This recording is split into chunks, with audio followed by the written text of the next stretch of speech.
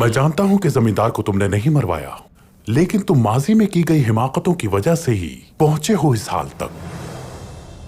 कल जब फैसला आएगा तो कौन मुजरिम है और कौन बेगुनाह सब पर वाज़ेह हो जाएगा।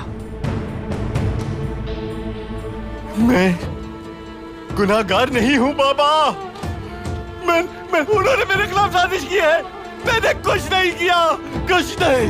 क्या हम अपने ही लोगों को बगावत पर उकसाएंगे? बिल्कुल, अगर जरूरत पड़ी। जिस जंग को शुरू करने का तुम्हारा इरादा है, उसमें सबसे पहले कलम होने वाला सर तुम्हारा होगा। कोपैक काराजा एसार किले के अंदर गया था, मैंने अपनी आंखों से देखा उसे। ओराल और लास्करिस मुकदमे की समाप्त के बाद तवील सफर पे चले जाएंगे और यकीनन तुम्हारा काम आसान हो जाएगा।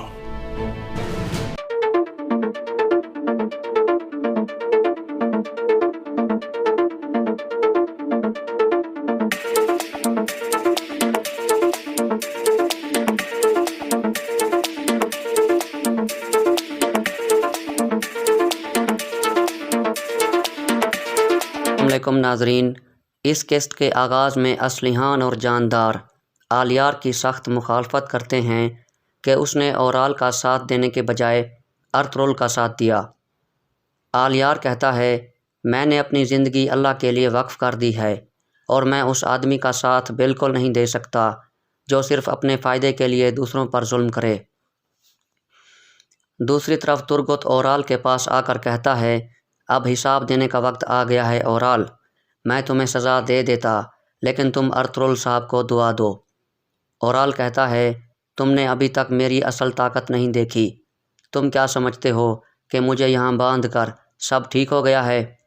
तुर्गुत कहता है कि एक कुत्ता जो अपनी मौत के किनारे पर हो वो बहुत शिद्दत से भौंकता है, तुम भौंकते रहो। ओराल कहता है कि जब मैं यहाँ से निकलूँगा तो तुम्हारा मनहूस सर उतार दूँगा। ये सुनकर तुर्गुत गुस्से में आ जाता है, लेकिन इतने में आलियार आ जाता है और कहता है, वक्त आ गया है भाइयों, चलो चलें। फिर तुर्गुत और दुआन उसके हाथ खोलने लगते हैं। दूसरी तरफ असलिहान भी चोलपान के खेमे में आकर कहती है, वक्त आ गया है भाभी। फिर असलिहान उसके हाथ बांध देती है। बाहर तुर्गुत ओराल को खींच खींच कर ला रहा था। इस दौरान कबीले के लोग कह रहे थे, हमारे ओराल साहब को छोड़ दो, ये कातिल नहीं है। जानदार भी अपने खेमे से बाहर आ जाता है। ओराल और चोलपान को मरकज़ी खेमे के सामने लाया जाता है। इस दौरान ओराल चोलपान को कहता है, ये आखिरी रात थी जो हमने एक दूसरे के बग़ैर गुजारी, इसके बाद मौत भी हम दोनों को जुदा नहीं कर सकेगी। चोलपान लगातार रो रही थी। इसके बाद सिपाही उन दोनों को खींचकर हालनी बाज़ार की तरफ रवाना हो जाते हैं जहां अदालत लगाई जानी थी। दूसरी तरफ हालनी बाज़ार में सिक्योरिटी के सख्त इंतज़ामात किए गए थे। अंदर हलीमा अर्तुगरुल के पास आकर कहती है, मुझे लगता है कि कोपैक ओराल को बचाने की कोशिश करेगा। अर्तुगरुल कहता है, अब वो इंसाफ को धोखा नहीं दे सकेंगे हलीमा, उस फितनाबाज ओराल का अब ख़ात्मा होने वाला है। अगर कोपैक ने उसको बचाने की कोशिश भी की तो फिर भी इंसाफ होगा। मैंने उनके लिए एक ऐसा सरप्राइज़ तैयार किया है जिससे हर कोई हैरान हो जाएगा। दूसरी तरफ किले में वेसोलियस पेथरोस को कहता है, आज हालनी बाज़ार में ओराल और लिस्कारस का मुकदमा चलाया जाएगा, फिर इनको सज़ा देने के लिए कोनिया ले जाया जाएगा। तुम रास्ते में उनके लिए जाल बिछाओगे और दोनों को पकड़ कर यहाँ लाओगे। पेथरोस कहता है, ठीक है जनाब, मैं अपने आदमी लेकर वहाँ पहुँच जाऊँगा। फिर पेथरोस वहाँ से चला जाता है और हेलिना वहाँ अंदर दाखिल होती है। वेसोलियस कहता है, मैं तुम्हारे लिए बहुत खुश हूँ, तुम्हारे बाबा के कातलों को सज़ा मिल जाएगी, आज उन पर मुकदमा चलाया जाएगा। हेलिना कहती है, मैं भी वहाँ जाना चाहती हूँ और उन कातलों के चेहरों पर थूकूंगी। वेसोलियस कहता है, क्यों नहीं, ये तुम्हारा हक है। दूसरी तरफ हलीमा कहती है, मुझे याद है जब गुमिश्तगीन पर मुकदमा चलाया गया था तो सादुद्दीन ने कैसे मामलात ख़राब किए थे। हाइमा खातून कहती हैं, उसकी तमाम चालों के बावजूद इंसाफ हो गया था। दुंदार कहता है, हमें इस ओराल पर मुकदमा चलाने की बजाय खुद ही इसे सज़ा दे देनी चाहिए थी, यह इस काबिल नहीं है। इतने में अर्तुगरुल भी वहाँ आ जाता है और कहता है, दुंदार, अगर तुम चाहते हो कि लोग तुम पर एतबार करें تو تمہیں عدالت کے ذریعے انصاف کرنا چاہیے، اور اللہ بھی ہمیں اس چیز کا حکم دیتا ہے۔ اگر تم جیسی سوچتا تو ابھی دونوں قبیلے ایک دوسرے کے ساتھ جنگ کر رہے ہوتے اور بہت سارے معصوم لوگوں کا خون بہہ جاتا۔ اتنے میں بامسی اندر آ کر کہتا ہے، سردار وہ لوگ آ گئے ہیں۔ پھر ارطغرل باہر نکل جاتا ہے۔ باہر آلیار کی سربراہی میں اورال اور چولپان کو لایا جا رہا تھا۔ چولپان کہتی ہے، میں نے سوچا تھا ہم دونوں اکٹھے مریں گے، لیکن میرے بچے کی وجہ سے شاید مجھے بعد میں مارا جائے گا۔ اورال کہتا ہے، یہ جان لو چولپان، میں اپنے بچے کو یتیم نہیں ہونے دوں گا۔ امیر سعد الدین اور میرے بابا مجھے بے گناہ سمجھتے ہیں، اس لیے مقدمے کے دوران تم اپنی بات پر قائم رہنا۔ اتنے میں ارطغرل بھی باہر آ جاتا ہے اور ان دونوں کا آمنا سامنا ہو جاتا ہے۔ اورال کہتا ہے، دعا کرو کہ میں اس مقدمے میں مارا جاؤں ارطغرل، کیونکہ اگر میں بے گناہ نکلا اور آزاد ہو گیا تو پھر تمہاری ساری کہانیاں حقیقت میں بدل جائیں گی۔ پہلے تم اور تمہارے سپاہی، پھر تمہاری بیوی اور تمہارا بچہ سب میری گود میں آ گریں گے، پھر میں تمہیں انصاف کا مطلب سکھاؤں گا۔ ارطغرل کہتا ہے، دعا کرو کہ تم اس مقدمے میں مارے جاؤ تاکہ تمہیں مار کر مجھے اپنے ہاتھ گندے نہ کرنے پڑیں، اور جہاں تک تمہارے بچے کی بات ہے میں اسے ترک قبیلوں کی لعنت نہیں بننے دوں گا۔ جب تمہیں سزا مل جائے گی تو میں ہر ممکن کوشش کروں گا کہ تمہارے بچے کو پروان چڑھا کر ایک عزت دار سپاہی بنایا جائے۔ یہ سن کر اورال سخت غصے میں آ جاتا ہے، پھر ترگت اسے کھینچ کر اندر کی طرف لے جاتا ہے۔ تھوڑی دیر بعد سعد الدین بھی اپنے سپاہیوں کے ساتھ وہاں آ جاتا ہے اور ارطغرل کے پاس آ کر کہتا ہے، بہت اعلیٰ، میں نے دیکھا ہے کہ آپ نے اس جگہ سیکیورٹی کے بہت اچھے انتظام کیے ہوئے ہیں ارطغرل صاحب، حتیٰ کہ شیطان بھی خود اندر داخل نہیں ہو سکتا۔ ارطغرل کہتا ہے، اللہ ہمیں اندر کے شیطان سے محفوظ رکھے امیر سعد الدین۔ سعد الدین مسکراتا ہے اور پھر اندر کی طرف چلا جاتا ہے۔ تھوڑی دیر بعد جاندار اور اصلیحان بھی وہاں پہنچ جاتے ہیں۔ جاندار ارطغرل کو کہتا ہے، میں اس دن پر لعنت بھیجتا ہوں جس دن تم ان زمینوں پر آئے تھے ارطغرل۔ تمہارے فتنوں کی وجہ سے میرے قبیلے میں سکون ختم ہو گیا ہے، تم نے ہماری عزت کو برباد کر دیا ہے۔ اس مقدمے کا فیصلہ چاہے کچھ بھی ہو، اب سے تم میرے سب سے بڑے دشمن ہو، حتیٰ کہ کافروں سے بھی زیادہ۔ ارطغرل کہتا ہے، اللہ کرے کہ آپ کا قبیلہ انصاف پر قائم ہو، پھر اگر میں بھی کچھ غلط کروں تو آپ مجھے سزا دے سکیں۔ پھر اصلیان کہتی ہے، میرا بھائی قاتل نہیں ہے، آپ نے ہمیں بہت زیادہ دکھ پہنچایا ہے ارطغرل صاحب، اللہ آپ سے اس کا حساب لے۔ پھر وہ اندر کی طرف چل پڑتے ہیں۔ اس کے بعد ارطغرل بھی اندر کی طرف چلا جاتا ہے۔ کچھ دیر بعد گھوڑوں پر سوار 3 آدمی حالنی بازار پہنچ جاتے ہیں۔ اندر سب لوگ اپنی اپنی جگہ پر بیٹھ جاتے ہیں۔ اتنے میں ہیلینا اور ویسولیس بھی وہاں پہنچ جاتے ہیں۔ تھوڑی دیر بعد سعد الدین اندر داخل ہوتا ہے تو سب کھڑے ہو کر اس کا استقبال کرتے ہیں۔ پھر وہ سامنے کھڑے ہو کر سب کو بیٹھنے کا کہتا ہے اور سب سے مخاطب ہو کر کہتا ہے، آج ہم جس مقدمے کے لیے اکٹھے ہوئے ہیں وہ نہ صرف 2 قبیلوں کے درمیان بلکہ 2 ریاستوں کے درمیان بھی ہے۔ اسی وجہ سے میں نے مرحوم گورنر کی بیٹی اور کارا جیسار کے عظیم کمانڈر ویسولیس کو بھی دعوت دی تھی۔ انشاءاللہ یہ مقدمہ دونوں قبیلوں اور دونوں ریاستوں کے درمیان دشمنی کو ختم کر دے گا۔ پھر وہ نیچے بیٹھ جاتا ہے۔ ایک سپاہی اسے قاضی والی بڑی سی ٹوپی دے دیتا ہے، لیکن عین اسی وقت اندر 3 آدمی داخل ہو جاتے ہیں۔ ایک آدمی کہتا ہے، امیر سعد الدین صاحب۔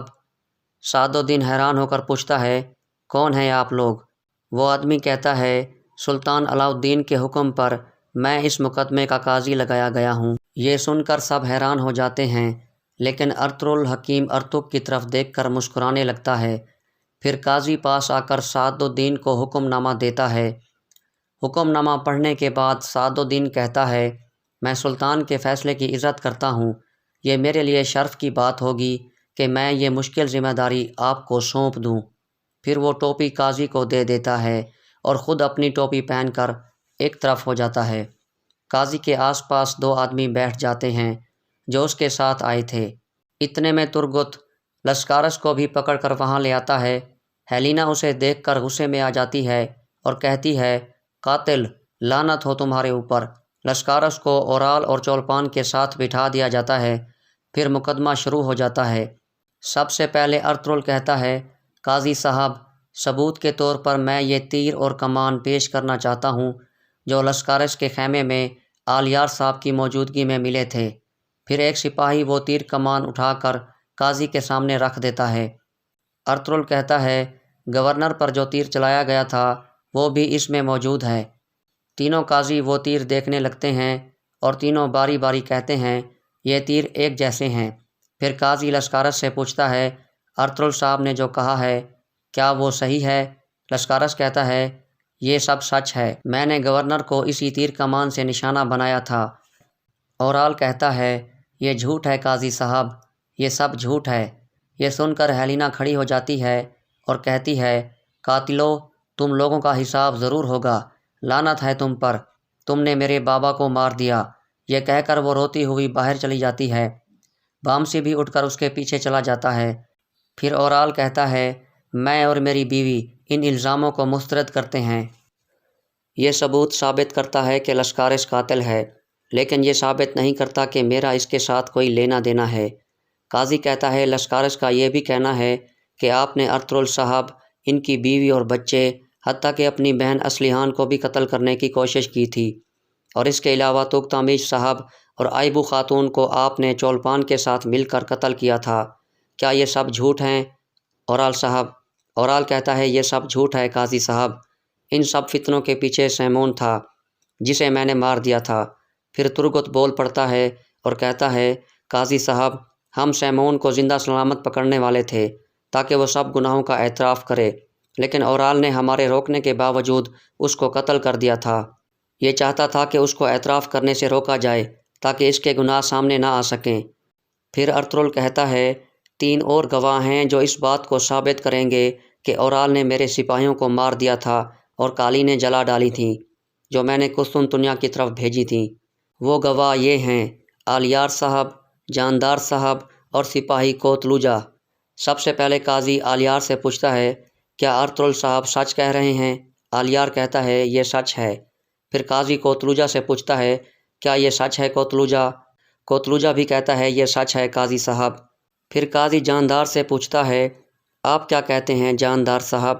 جاندار کہتا ہے، میرے بیٹے نے غلطی کی تھی، یہ اپنی لالچ میں گرفتار ہو گیا تھا، لیکن دونوں قبیلوں کے درمیان دشمنی سے بچنے کے لیے میں نے ان ڈاکوؤں کو ڈھونڈ کر سب کو مار دیا تھا جنہوں نے ارطغرل صاحب کے سپاہیوں کو مارا تھا۔ ارطغرل کے سپاہیوں کا بدلہ میں نے لے لیا تھا۔ ارطغرل کہتا ہے، اور آپ کا قریبی دوست توختامش بھی مارا گیا تھا، ان کے بارے میں کیا خیال ہے؟ کیا ان کی موت رائے گاں چلی گئی ہے؟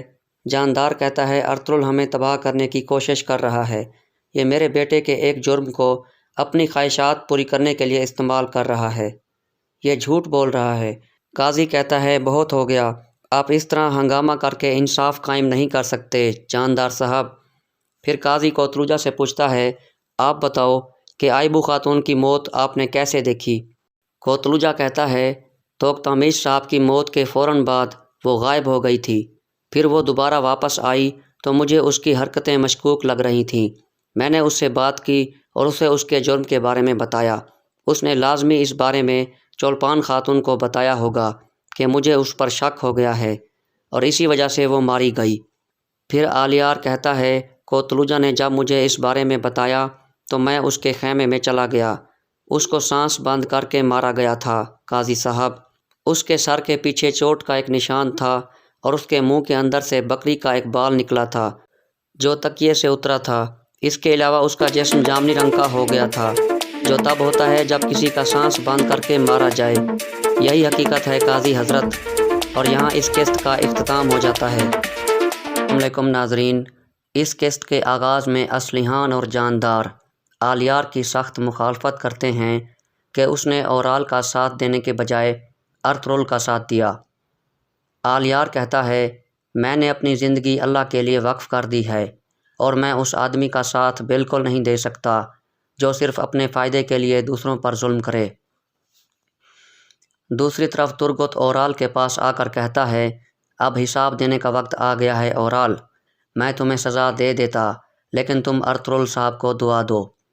اورال کہتا ہے، تم نے ابھی تک میری اصل طاقت نہیں دیکھی، تم کیا سمجھتے ہو کہ مجھے یہاں باندھ کر سب ٹھیک ہو گیا ہے؟ ترگت کہتا ہے کہ ایک کتا جو اپنی موت کے کنارے پر ہو وہ بہت شدت سے بھونکتا ہے، تم بھونکتے رہو۔ اورال کہتا ہے کہ جب میں یہاں سے نکلوں گا تو تمہارا منحوس سر اتار دوں گا۔ یہ سن کر ترگت غصے میں آ جاتا ہے، لیکن اتنے میں آلیار آ جاتا ہے اور کہتا ہے وقت آ گیا ہے بھائیو، چلو چلیں۔ پھر ترگت اور دوان اس کے ہاتھ کھولنے لگتے ہیں۔ دوسری طرف اسلیحان بھی چولپان کے خیمے میں آ کر کہتی ہے وقت آ گیا ہے بھابھی، پھر اسلیحان اس کے ہاتھ باندھ دیتی ہے۔ باہر ترگت اورال کو کھینچ کھینچ کر لا رہا تھا۔ اس دوران قبیلے کے لوگ کہہ رہے تھے ہمارے اورال صاحب کو چھوڑ دو، یہ قاتل نہیں ہے۔ جاندار بھی اپنے خیمے سے باہر آ جاتا ہے۔ اورال اور چولپان کو مرکزی خیمے کے سامنے لایا جاتا ہے۔ اس دوران اورال چولپان کو کہتا ہے یہ آخری رات تھی جو ہم نے ایک دوسرے کے بغیر گزاری، اس کے بعد موت بھی ہم دونوں کو جدا نہیں کر سکے گی۔ چولپان لگاتار رو رہی تھی۔ اس کے بعد سپاہی ان دونوں کو کھینچ کر ہالنی بازار کی طرف روانہ ہو جاتے ہیں جہاں عدالت لگائی جانی تھی۔ دوسری طرف ہالنی بازار میں سیکیورٹی کے سخت انتظامات کیے گئے تھے۔ اندر حلیمہ ارطغرل کے پاس آ کر کہتی ہے مجھے لگتا ہے کہ کوپیک اورال کو بچانے کی کوشش کرے گا۔ ارطغرل کہتا ہے اب وہ انصاف کو دھوکہ نہیں دے سکیں گے حلیمہ، اس فتنہ باز اورال کا اب خاتمہ ہونے والا ہے۔ اگر کوپیک نے اس کو بچانے کی کوشش بھی کی تو پھر بھی انصاف ہوگا۔ میں نے ان کے لیے ایک ایسا سرپرائز تیار کیا ہے جس سے ہر کوئی حیران ہو جائے گا۔ دوسری طرف قلعے میں ویسولیس پیتھروس کو کہتا ہے آج ہالنی بازار میں اورال اور لسکارس کا مقدمہ چلایا جائے گا، پھر ان کو سزا دینے کے لیے کونیا لے جایا جائے گا۔ تم راستے میں ان کے لیے جال بچھاؤ گے اور دونوں کو پکڑ کر یہاں لاؤ گے۔ پیتھروس کہتا ہے ٹھیک ہے جناب، میں اپنے آدمی لے کر وہاں پہنچ جاؤں گا۔ پھر پیتھروس وہاں سے چلا جاتا ہے اور ہیلینا وہاں اندر داخل ہوتی ہے۔ ویسولیس کہتا ہے میں تمہارے لیے بہت خوش ہوں، تمہارے بابا کے قاتلوں کو سزا مل جائے گی، آج ان پر مقدمہ چلایا جائے گا۔ ہیلینا کہتی ہے میں بھی وہاں جانا چاہتی ہوں اور ان قاتلوں کے چہروں پر تھوکوں گی۔ ویسولیس کہتا ہے کیوں نہیں، یہ تمہارا حق ہے۔ دوسری طرف حلیمہ کہتی ہے مجھے یاد ہے جب گمشتگین پر مقدمہ چلایا گیا تھا تو سعد الدین نے کیسے معاملات خراب کیے تھے۔ حائمہ خاتون کہتی ہیں اس کی تمام چالوں کے باوجود انصاف ہو گیا تھا۔ دندار کہتا ہے ہمیں اس اورال پر مقدمہ چلانے کی بجائے خود ہی اسے سزا دے دینی چاہیے تھی، یہ اس قابل نہیں ہے۔ اتنے میں ارطغرل بھی وہاں آ جاتا ہے اور کہتا ہے دندار اگر تم چاہتے ہو کہ لوگ تم پر اعتبار کریں تو تمہیں عدالت کے ذریعے انصاف کرنا چاہیے، اور اللہ بھی ہمیں اس چیز کا حکم دیتا ہے۔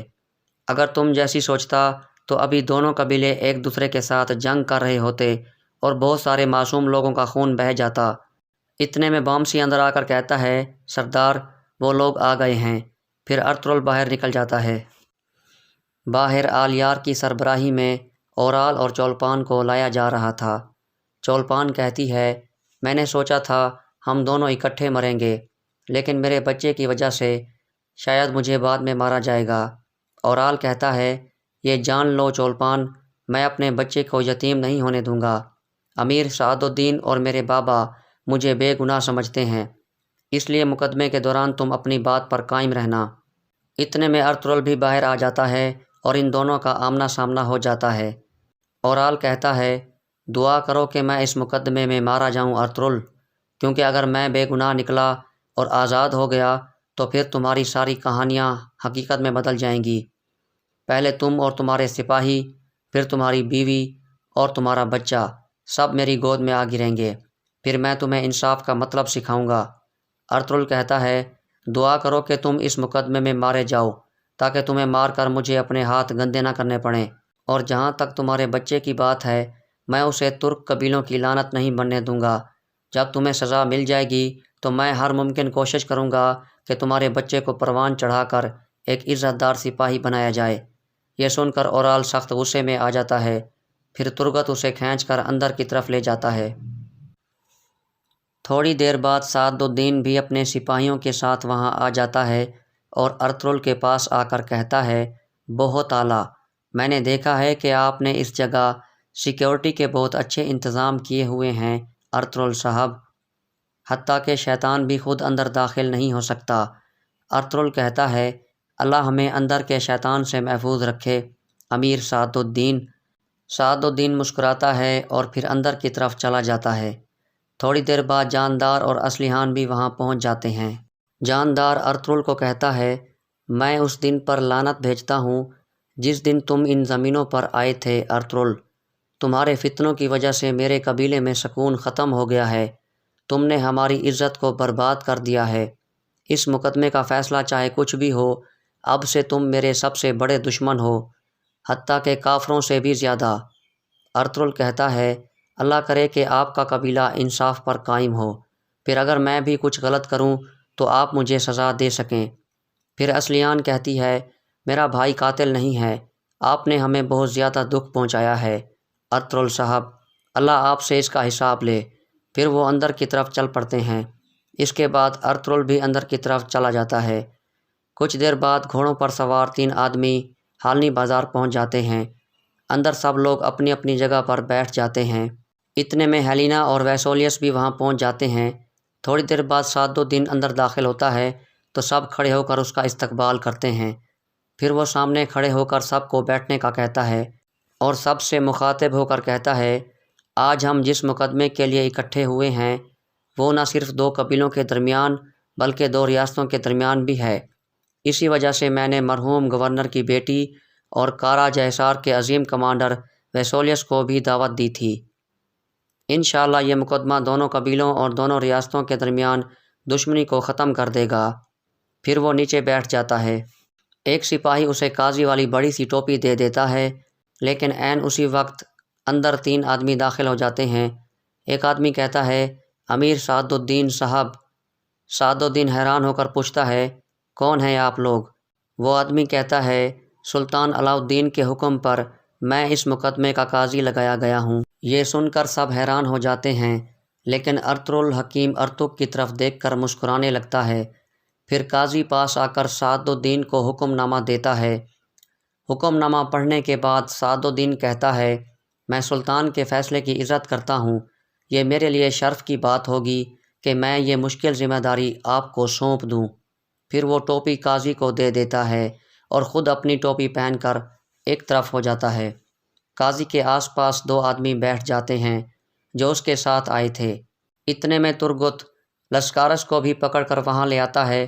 ہیلینا اسے دیکھ کر غصے میں آ جاتی ہے اور کہتی ہے قاتل، لعنت ہو تمہارے اوپر۔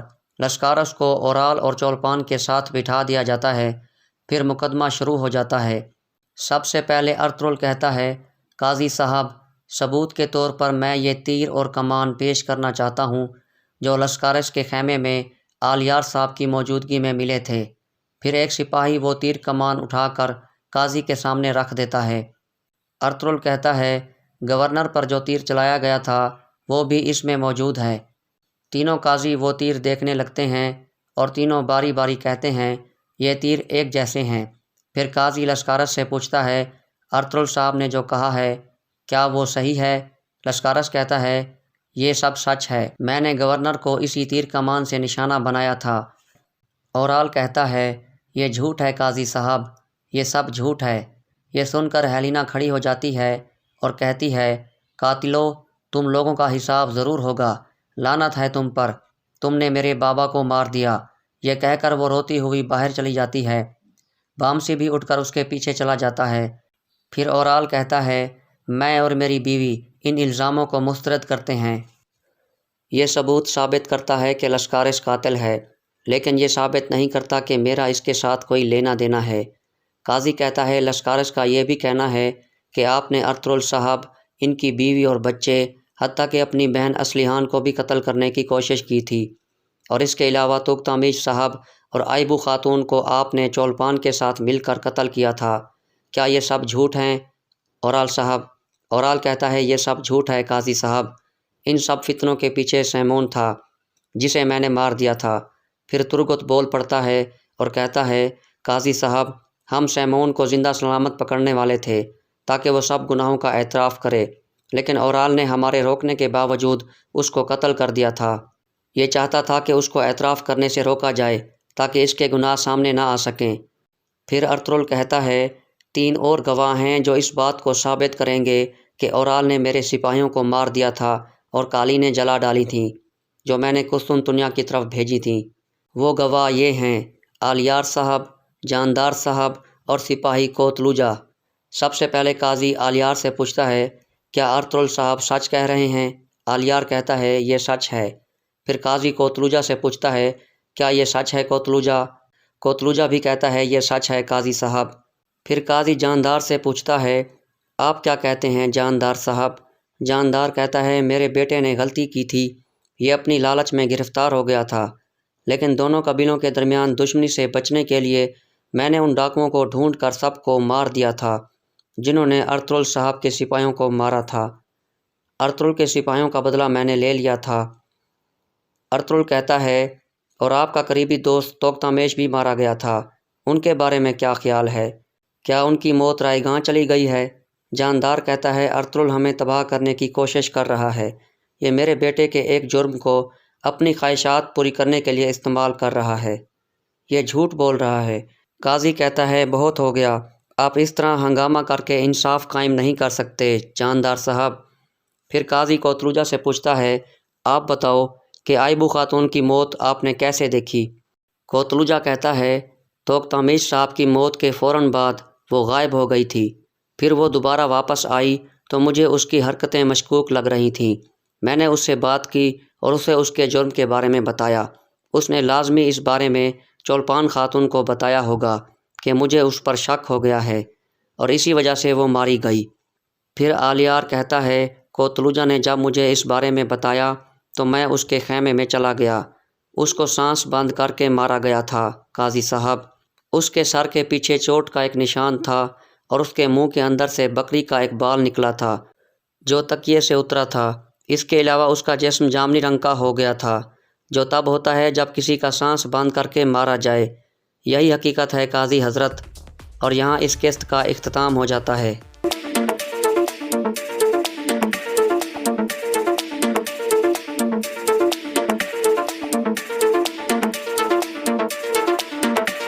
السلام علیکم ناظرین، اس قسط کے آغاز میں اصلیحان اور جاندار آلیار کی سخت مخالفت کرتے ہیں کہ اس نے اورال کا ساتھ دینے کے بجائے ارطغرل کا ساتھ دیا۔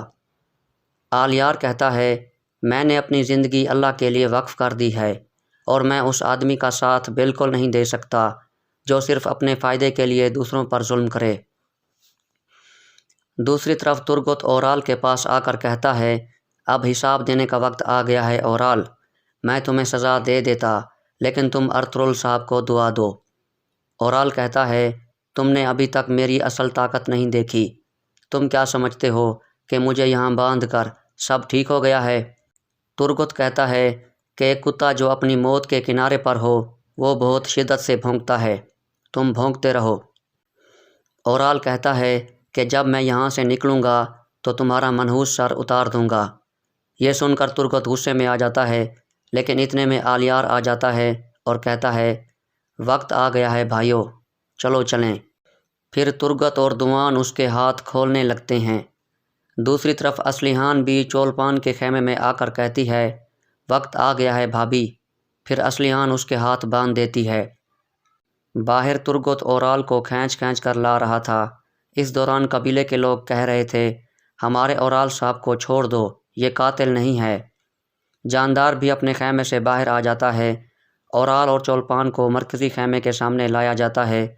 اس دوران اورال چولپان کو کہتا ہے یہ آخری رات تھی جو ہم نے ایک دوسرے کے بغیر گزاری، اس کے بعد موت بھی ہم دونوں کو جدا نہیں کر سکے گی۔ چولپان لگاتار رو رہی تھی۔ اس کے بعد سپاہی ان دونوں کو کھینچ کر حالنی بازار کی طرف روانہ ہو جاتے ہیں جہاں عدالت لگائی جانی تھی۔ دوسری طرف حالنی بازار میں سیکیورٹی کے سخت انتظامات کیے گئے تھے۔ اندر حلیمہ ارطغرل کے پاس آ کر کہتی ہے مجھے لگتا ہے کہ کوپیک اورال کو بچانے کی کوشش کرے گا۔ ارطغرل کہتا ہے اب وہ انصاف کو دھوکہ نہیں دے سکیں گے حلیمہ، اس فتنہ باز اورال کا اب خاتمہ ہونے والا ہے۔ اگر کوپیک نے اس کو بچانے کی کوشش بھی کی تو پھر بھی انصاف ہوگا۔ میں نے ان کے لیے ایک ایسا سرپرائز تیار کیا ہے جس سے ہر کوئی حیران ہو جائے گا۔ دوسری طرف قلعے میں ویسولیس پیتھروس کو کہتا ہے آج حالنی بازار میں اورال اور لسکارس کا مقدمہ چلایا جائے گا، پھر ان کو سزا دینے کے لیے کونیا لے جایا جائے گا۔ تم راستے میں ان کے لیے جال بچھاؤ گے اور دونوں کو پکڑ کر یہاں لاؤ گے۔ پیتھروس کہتا ہے ٹھیک ہے جناب، میں اپنے آدمی لے کر وہاں پہنچ جاؤں گا۔ پھر پیتھروس وہاں سے چلا جاتا ہے اور ہیلینا وہاں اندر داخل ہوتی ہے۔ ویسولیس کہتا ہے میں تمہارے لیے بہت خوش ہوں، تمہارے بابا کے قاتلوں کو سزا مل جائے گی، آج ان پر مقدمہ چلایا جائے گا۔ ہیلینا کہتی ہے میں بھی وہاں جانا چاہتی ہوں اور ان قاتلوں کے چہروں پر تھوکوں گی۔ ویسولیس کہتا ہے کیوں نہیں، یہ تمہارا حق ہے۔ دوسری طرف حلیمہ کہتی ہے مجھے یاد ہے جب گمشتگین پر مقدمہ چلایا گیا تھا تو سعد الدین نے کیسے معاملات خراب کیے تھے۔ حائمہ خاتون کہتی ہیں اس کی تمام چالوں کے باوجود انصاف ہو گیا تھا۔ دندار کہتا ہے ہمیں اس اورال پر مقدمہ چلانے کی بجائے خود ہی اسے سزا دے دینی چاہیے تھی، یہ اس قابل نہیں ہے۔ اتنے میں ارطغرل بھی وہاں آ جاتا ہے اور کہتا ہے دندار اگر تم چاہتے ہو کہ لوگ تم پر اعتبار کریں تو تمہیں عدالت کے ذریعے انصاف کرنا چاہیے، اور اللہ بھی ہمیں اس چیز کا حکم دیتا ہے۔ اگر تم جیسی سوچتا تو ابھی دونوں قبیلے ایک دوسرے کے ساتھ جنگ کر رہے ہوتے اور بہت سارے معصوم لوگوں کا خون بہہ جاتا۔ اتنے میں بامسی اندر آ کر کہتا ہے سردار وہ لوگ آ گئے ہیں۔ پھر ارطغرل باہر نکل جاتا ہے۔ باہر آلیار کی سربراہی میں اورال اور چولپان کو لایا جا رہا تھا۔ چولپان کہتی ہے میں نے سوچا تھا ہم دونوں اکٹھے مریں گے، لیکن میرے بچے کی وجہ سے شاید مجھے بعد میں مارا جائے گا۔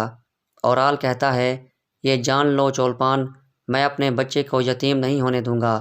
امیر سعد الدین اور میرے بابا مجھے بے گناہ سمجھتے ہیں، اس لیے مقدمے کے دوران تم اپنی بات پر قائم رہنا۔ اتنے میں ارطغرل بھی باہر آ جاتا ہے اور ان دونوں کا آمنا سامنا ہو جاتا ہے۔ اورال کہتا ہے دعا کرو کہ میں اس مقدمے میں مارا جاؤں ارطغرل، کیونکہ اگر میں بے گناہ نکلا اور آزاد ہو گیا تو پھر تمہاری ساری کہانیاں حقیقت میں بدل جائیں گی۔ پہلے تم اور تمہارے سپاہی، پھر تمہاری بیوی اور تمہارا بچہ سب میری گود میں آ گریں گے، پھر میں تمہیں انصاف کا مطلب سکھاؤں گا۔ ارطغرل کہتا ہے دعا کرو کہ تم اس مقدمے میں مارے جاؤ تاکہ تمہیں مار کر مجھے اپنے ہاتھ گندے نہ کرنے پڑیں، اور جہاں تک تمہارے بچے کی بات ہے میں اسے ترک قبیلوں کی لعنت نہیں بننے دوں گا۔ جب تمہیں سزا مل جائے گی تو میں ہر ممکن کوشش کروں گا کہ تمہارے بچے کو پروان چڑھا کر ایک عزت دار سپاہی بنایا جائے۔ یہ سن کر اورال سخت غصے میں آ جاتا ہے، پھر ترگت اسے کھینچ کر اندر کی طرف لے جاتا ہے۔ تھوڑی دیر بعد سعد الدین بھی اپنے سپاہیوں کے ساتھ وہاں آ جاتا ہے اور ارطغرل کے پاس آ کر کہتا ہے بہت اعلیٰ، میں نے دیکھا ہے کہ آپ نے اس جگہ سیکیورٹی کے بہت اچھے انتظام کیے ہوئے ہیں ارطغرل صاحب، حتیٰ کہ شیطان بھی خود اندر داخل نہیں ہو سکتا۔ ارطغرل کہتا ہے اللہ ہمیں اندر کے شیطان سے محفوظ رکھے امیر سعد الدین۔ سعد الدین مسکراتا ہے اور پھر اندر کی طرف چلا جاتا ہے۔ تھوڑی دیر بعد جاندار اور اصلیحان بھی وہاں پہنچ جاتے ہیں۔ جاندار ارطغرل کو کہتا ہے میں اس دن پر لعنت بھیجتا ہوں جس دن تم ان زمینوں پر آئے تھے ارطغرل، تمہارے فتنوں کی وجہ سے میرے قبیلے میں سکون ختم ہو گیا ہے، تم نے ہماری عزت کو برباد کر دیا ہے۔ اس مقدمے کا فیصلہ چاہے کچھ بھی ہو، اب سے تم میرے سب سے بڑے دشمن ہو، حتیٰ کہ کافروں سے بھی زیادہ۔ ارطغرل کہتا ہے اللہ کرے کہ آپ کا قبیلہ انصاف پر قائم ہو، پھر اگر میں بھی کچھ غلط کروں تو آپ مجھے سزا دے سکیں۔ پھر اصلیان کہتی ہے میرا بھائی قاتل نہیں ہے، آپ نے ہمیں بہت زیادہ دکھ پہنچایا ہے ارطغرل صاحب، اللہ آپ سے اس کا حساب لے۔ پھر وہ اندر کی طرف چل پڑتے ہیں۔ اس کے بعد ارطغرل بھی اندر کی طرف چلا جاتا ہے۔ کچھ دیر بعد گھوڑوں پر سوار 3 آدمی حالنی بازار پہنچ جاتے ہیں۔ اندر سب لوگ اپنی اپنی جگہ پر بیٹھ جاتے ہیں۔ اتنے میں ہیلینا اور ویسولیس بھی وہاں پہنچ جاتے ہیں۔ تھوڑی دیر بعد سعد الدین اندر داخل ہوتا ہے تو سب کھڑے ہو کر اس کا استقبال کرتے ہیں۔ پھر وہ سامنے کھڑے ہو کر سب کو بیٹھنے کا کہتا ہے اور سب سے مخاطب ہو کر کہتا ہے آج ہم جس مقدمے کے لیے اکٹھے ہوئے ہیں وہ نہ صرف 2 قبیلوں کے درمیان بلکہ 2 ریاستوں کے درمیان بھی ہے۔ اسی وجہ سے میں نے مرحوم گورنر کی بیٹی اور کارا جیسار کے عظیم کمانڈر ویسولیس کو بھی دعوت دی تھی۔ انشاءاللہ یہ مقدمہ دونوں قبیلوں اور دونوں ریاستوں کے درمیان دشمنی کو ختم کر دے گا۔ پھر وہ نیچے بیٹھ جاتا ہے۔ ایک سپاہی اسے قاضی والی بڑی سی ٹوپی دے دیتا ہے، لیکن عین اسی وقت اندر 3 آدمی داخل ہو جاتے ہیں۔ ایک آدمی کہتا ہے، امیر سعد الدین صاحب۔ سعد الدین حیران ہو کر پوچھتا ہے، کون ہیں آپ لوگ؟ وہ آدمی کہتا ہے، سلطان علاء الدین کے حکم پر میں اس مقدمے کا قاضی لگایا گیا ہوں۔ یہ سن کر سب حیران ہو جاتے ہیں، لیکن ارطغرل ارتک کی طرف دیکھ کر مسکرانے لگتا ہے۔ پھر قاضی پاس آ کر سعد الدین کو حکم نامہ دیتا ہے۔ حکم نامہ پڑھنے کے بعد سعد الدین کہتا ہے، میں سلطان کے فیصلے کی عزت کرتا ہوں۔ یہ میرے لیے شرف کی بات ہوگی کہ میں یہ مشکل ذمہ داری آپ کو سونپ دوں۔ پھر وہ ٹوپی قاضی کو دے دیتا ہے اور خود اپنی ٹوپی پہن کر ایک طرف ہو جاتا ہے۔ قاضی کے آس پاس 2 آدمی بیٹھ جاتے ہیں جو اس کے ساتھ آئے تھے۔ اتنے میں ترگت لسکارس کو بھی پکڑ کر وہاں لے آتا ہے۔ ہیلینا اسے دیکھ کر غصے میں آ جاتی ہے اور کہتی ہے، قاتل، لعنت ہو تمہارے اوپر۔ لسکارس کو اورال اور چولپان کے ساتھ بٹھا دیا جاتا ہے۔ پھر مقدمہ شروع ہو جاتا ہے۔ سب سے پہلے ارطغرل کہتا ہے، قاضی صاحب، ثبوت کے طور پر میں یہ تیر اور کمان پیش کرنا چاہتا ہوں جو لسکارس کے خیمے میں آلیار صاحب کی موجودگی میں ملے تھے۔ پھر ایک سپاہی وہ تیر کمان اٹھا کر قاضی کے سامنے رکھ دیتا ہے۔ ارطغرل کہتا ہے، گورنر پر جو تیر چلایا گیا تھا وہ بھی اس میں موجود ہے۔ تینوں قاضی وہ تیر دیکھنے لگتے ہیں اور تینوں باری باری کہتے ہیں، یہ تیر ایک جیسے ہیں۔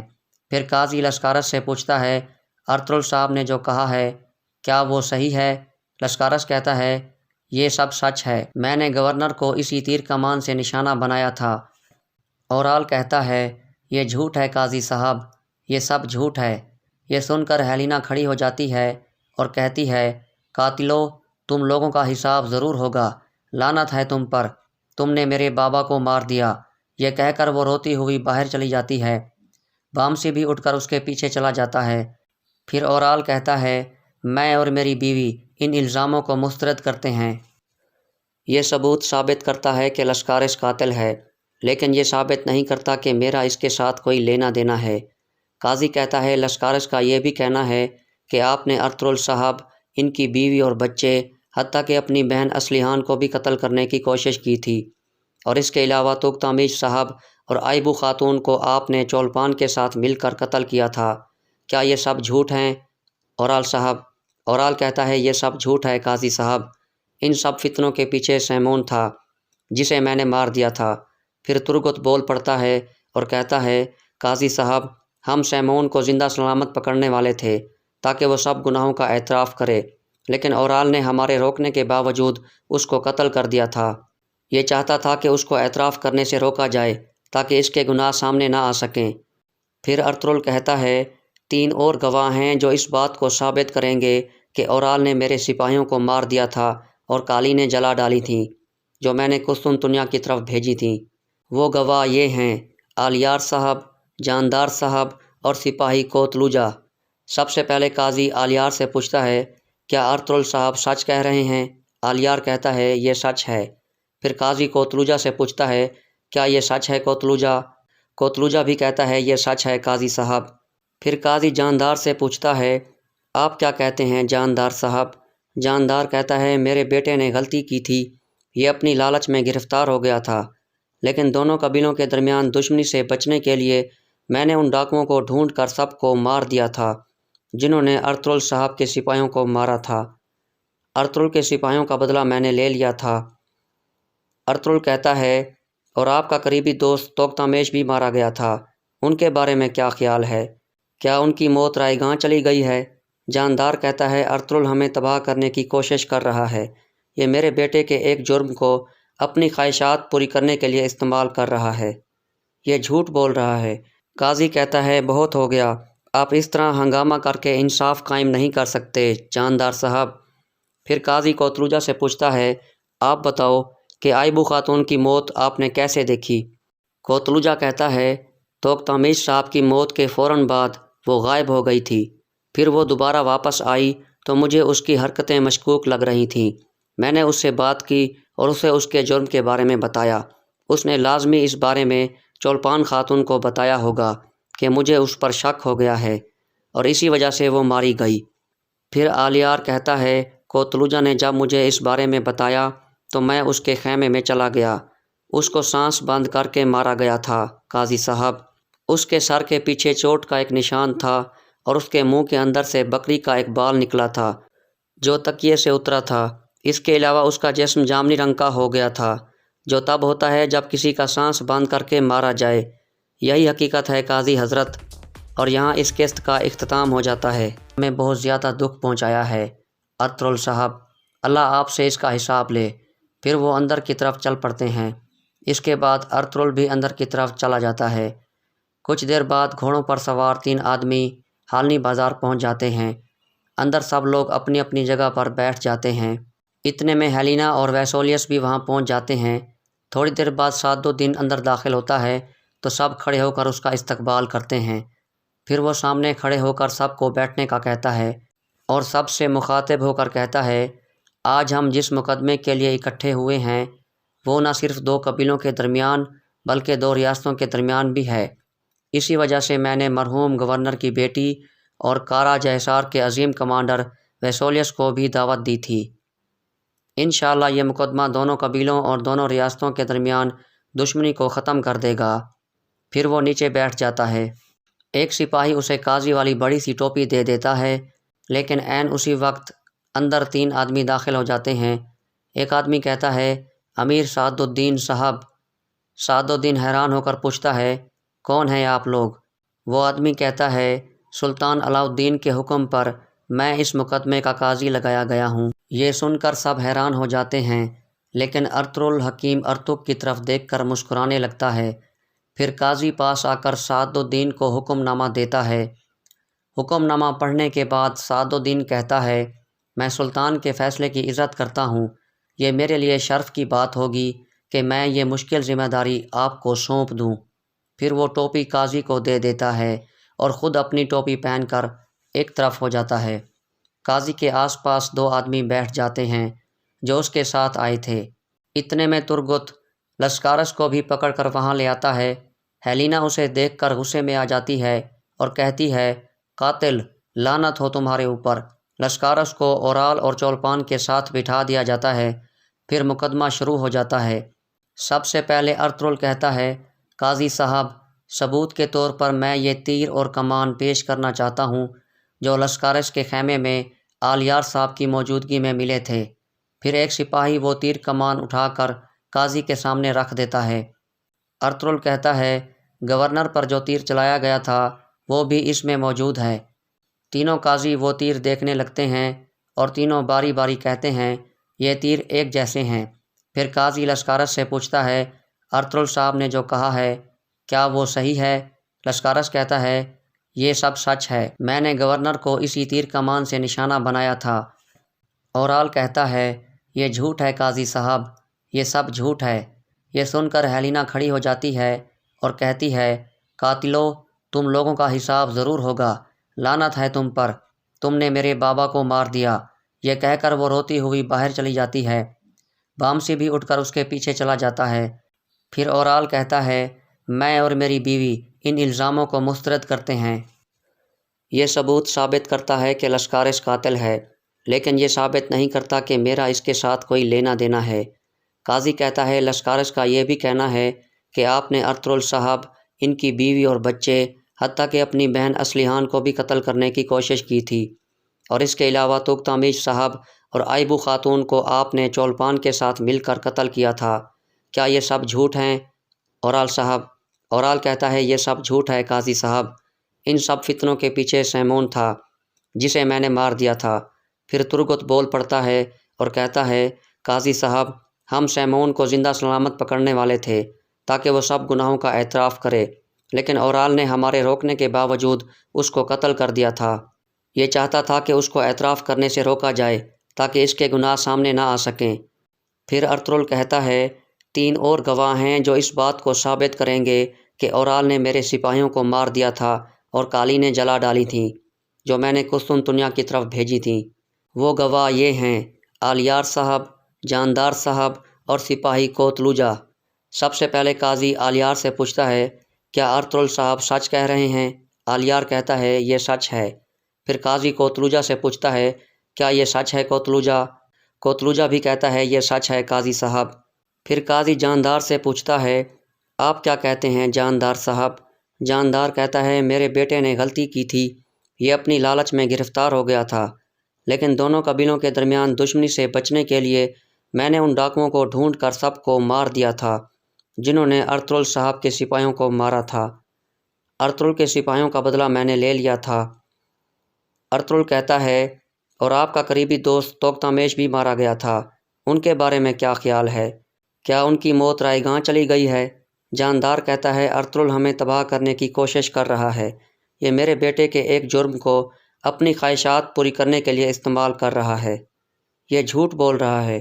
قاضی کہتا ہے بہت ہو گیا، آپ اس طرح ہنگامہ کر کے انصاف قائم نہیں کر سکتے جاندار صاحب۔ پھر قاضی کوتلوجا سے پوچھتا ہے آپ بتاؤ کہ آئبو خاتون کی موت آپ نے کیسے دیکھی؟ کوتلوجا کہتا ہے توختامش صاحب کی موت کے فوراً بعد وہ غائب ہو گئی تھی، پھر وہ دوبارہ واپس آئی تو مجھے اس کی حرکتیں مشکوک لگ رہی تھیں۔ میں نے اس سے بات کی اور اسے اس کے جرم کے بارے میں بتایا، اس نے لازمی اس بارے میں چولپان خاتون کو بتایا ہوگا کہ مجھے اس پر شک ہو گیا ہے اور اسی وجہ سے وہ ماری گئی۔ پھر آلیار کہتا ہے کوتلوجا نے جب مجھے اس بارے میں بتایا تو میں اس کے خیمے میں چلا گیا، اس کو سانس بند کر کے مارا گیا تھا قاضی صاحب۔ اس کے سر کے پیچھے چوٹ کا ایک نشان تھا اور اس کے منہ کے اندر سے بکری کا ایک بال نکلا تھا جو تکیے سے اترا تھا۔ اس کے علاوہ اس کا جسم جامنی رنگ کا ہو گیا تھا جو تب ہوتا ہے جب کسی کا سانس بند کر کے مارا جائے۔ یہی حقیقت ہے قاضی حضرت، اور یہاں اس قسط کا اختتام ہو جاتا ہے۔